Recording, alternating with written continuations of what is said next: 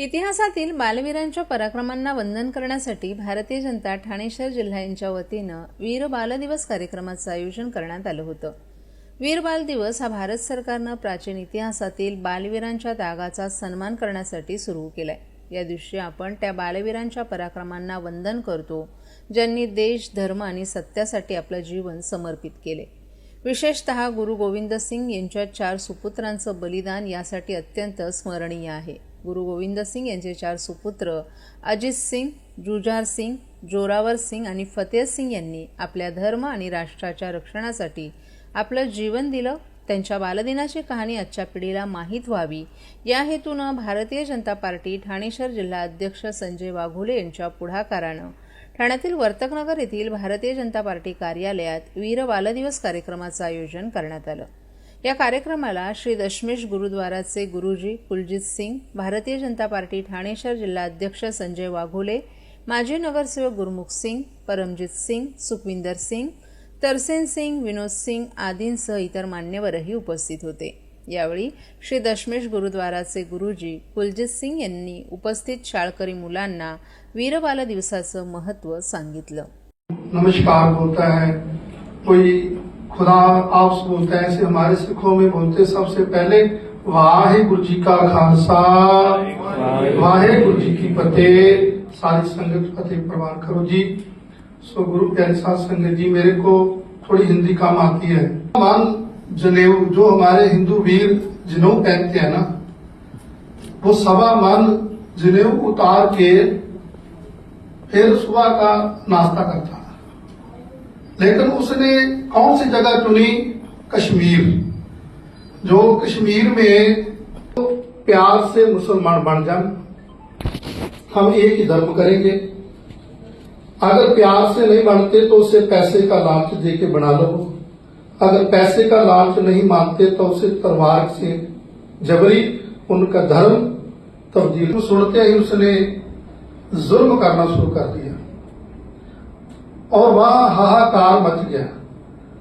कश्मीर में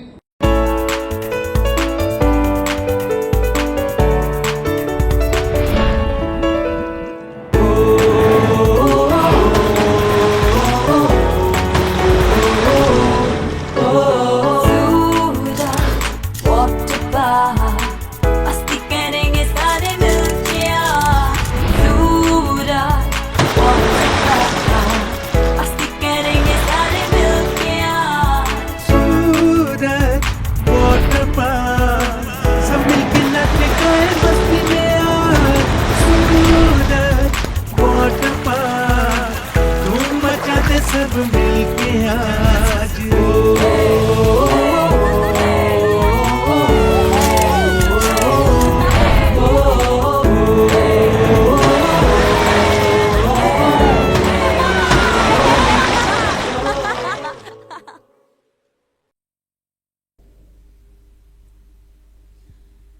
Ambar cancer care trust आणि भाजपच्या माजी नगरसेविका स्नेहा आमरे यांच्या वतीनं शनिवारी सोल्जर रनचं आयोजन करण्यात आल्याची माहिती ट्रस्टचे अध्यक्ष सागर रमेश आमरे यांनी एका पत्रकार परिषदेत दिली आहे।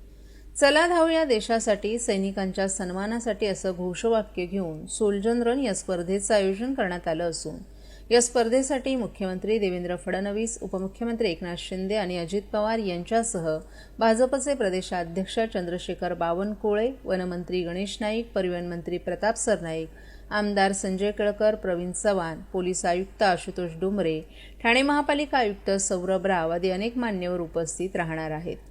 सायकल आणि धावणं अशा पद्धतीने या सोल्जर रनचं आयोजन करण्यात आले। वयोगटानुसार 2, 3 आणि 5 किलोमीटर धावण्याची शर्यत आणि 5 किलोमीटर सायकल शर्यत या दरम्यान होणार आहे। पहाटे 5:30 ते सकाळी 8:30 या वेळेत काशीनाथ घाणेकर नाट्यगृहासमोर या स्पर्धेला प्रारंभ होणार आहे। या स्पर्धेदरम्यान शहीद सैनिकांना आदरांजली अर्पण करून माजी सैन्य अधिकारी आणि संरक्षण खात्यातील निवृत्त अधिकाऱ्यांचा सत्कार करण्यात येणार असल्याचं सागर आमरे यांनी सांगितलं। या स्पर्धेच्या आयोजनात रमेश आमरे आणि स्नेहा आमरे यांचं विशेष योगदान लाभलं आहे। तसंच सैनिकांच्या सन्मानार्थ असे अनेक कार्यक्रम राबवण्याचा आमचा मनोदय आहे, असंही डॉक्टर आमरे यांनी सांगितलं। ठाण्यात प्रथमच होणाऱ्या गृहनिर्माण संस्थांच्या महाअधिवेशनाला 28 डिसेंबर रोजी राज्याचे मुख्यमंत्री देवेंद्र फडणवीस उपस्थित राहणार आहेत. माजी मुख्यमंत्री एकनाथ शिंदे यांच्या ठाण्यात होत असलेल्या महाअधिवेशनामध्ये मुख्यमंत्रीपदी विराजमान झाल्यानंतर फडणवीस प्रथमच ठाण्यात येत असल्यानं ठाणेकरांमध्ये उत्साहाचं वातावरण आहे. राज्याचा सहकार विभाग आणि ठाणे जिल्हा हाऊसिंग फेडरेशनचा संयुक्त उपक्रम असलेलं हे अधिवेशन 27 ते 29 डिसेंबर या कालावधीत ठाण्यातील उपवन परिसरातील मैदानात होणार आहे. या महाअधिवेशनाला तब्बल 30,000 सहकारी गृहनिर्माण संस्थांचे प्रतिनिधी उपस्थिती दर्शवणार असल्याचं आयोजक ठाणे जिल्हा हाऊसिंग फेडरेशनचे अध्यक्ष सीताराम राणे यांच्यामार्फत उपवन तलाव मैदानात भला मोठा पंडाल उभारण्याची जय्यत तयारी सुरू केली आहे. या महाअधिवेशनात उपमुख्यमंत्री तथा गृहनिर्माण मंत्री एकनाथ शिंदे, उपमुख्यमंत्री अजित पवार, सहकार मंत्री बाबासाहेब पाटील, गणेश नाईक, प्रताप सरनाईक, खासदार नरेश मस्के, आमदार रवींद्र चव्हाण, आमदार संजय केळकर, निरंजन डावखरे आदींसह राज्याचे सहकार आयुक्त अशा अनेक मान्यवरांची उपस्थिती लाभणार आहे. या महाअधिवेशनात गृहनिर्माण संस्थांचे रखडलेले पुनर्विकास प्रकल्प, स्वयंपूर्ण विकासाच्या समस्या आणि अर्थसहाय्य यांच्यासह सोसायट्यांच्या वेगवेगळ्या समस्या आणि अडचणींवर मार्गदर्शन करून त्या संदर्भात ठराव करून शासनाकडे पाठपुरावा केला जाणार असल्याचं सीताराम राणे यांनी यावेळी सांगितलं. ठाणे जिल्ह्यामध्ये असं गृहनिर्माण संस्थांसाठीचं पहिलंच अधिवेशन होत आहे. ठाणे जिल्हा सहकार विभाग आणि ठाणे जिल्हा हाऊसिंग फेडरेशनच्या वतीने हे महाअधिवेशन आपण आयोजित केलेलं आहे.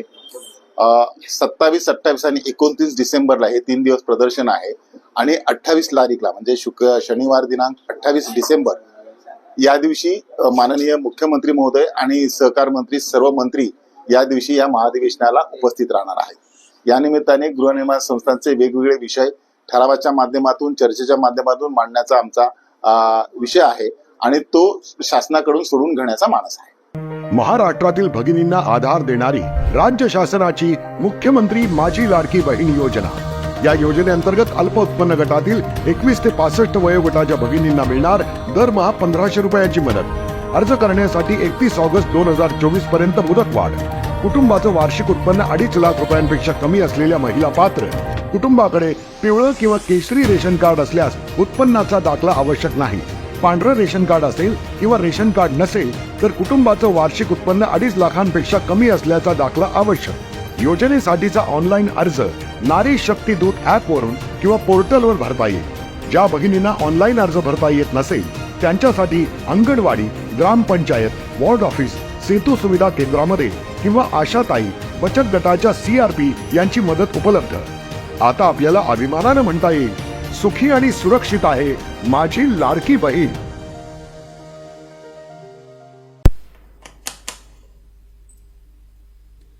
महाराष्ट्रातील ठाणे जिल्ह्यातील 12 वर्षीय मुलीचं अपहरण करून तिची हत्या केल्याप्रकरणी पोलिसांनी बुधवारी मुख्य आरोपी आणि आरोपीची तिसरी पत्नी आणि आणखीन एका व्यक्तीला अटक केली आहे. तसंच कल्याणचे पोलीस उपायुक्त यांनी मुख्य आरोपीला बुधवारी सकाळी बुलढाणा जिल्ह्यातील शेगाव येथून अटक करण्यात आल्याचं सांगितलं. मिळालेल्या माहितीनुसार ठाणे जिल्ह्यातील 12 वर्षीय मुलीचं सोमवारी दुपारी कल्याण येथून अपहरण करण्यात आलं होतं. मंगळवारी सकाळी तिचा मृतदेह जिल्ह्यातील भिवंडीजवळ आढळून आल्याचं अधिकाऱ्यांनी सांगितलं. मुख्य आरोपीला पोलिसांच्या पथकानं बुलढाणा जिल्ह्यातील शेगाव येथून अटक करण्यात आली असून त्याला आता कल्याण येथे आणलं जात असल्याचंही पोलीस उपायुक्तांनी सांगितलं. आरोपी हा बुलढाणा येथे सासरच्या घरी असून त्याला पकडण्यात आले. या प्रकरणी मुख्य आरोपीची तिसरी पत्नी आणि अन्य एका व्यक्तीलाही अटक करण्यात आल्याचं पोलिसांनी सांगितलं. बँकेत काम करणारी त्याच्या पत्नीला बुधवारी अटक करून स्थानिक न्याय दंडाधिकाऱ्यांसमोर हजर केलं असता त्यांनी तिला 2 दिवसांची पोलीस कोठडी सुनावली आहे. तसंच पोलीस उपायुक्तांनी सोमवारी दुपारच्या 4च्या सुमारास ही मुलगी कल्याण शहरातील घराबाहेर खेळत असताना अज्ञात व्यक्तीनं तिचं अपहरण केल्याचं सांगितलं. हत्येमागचा हेतू अद्याप स्पष्ट झाला नाही असंही त्यांनी सांगितलं. पोलिसांनी आतापर्यंत जवळपास 10 जणांची चौकशी केली असून त्यात आरोपीचे नातेवाईक आणि मित्र यांचाही समावेश असल्याचं पोलीस उपायुक्तांनी सांगितलं.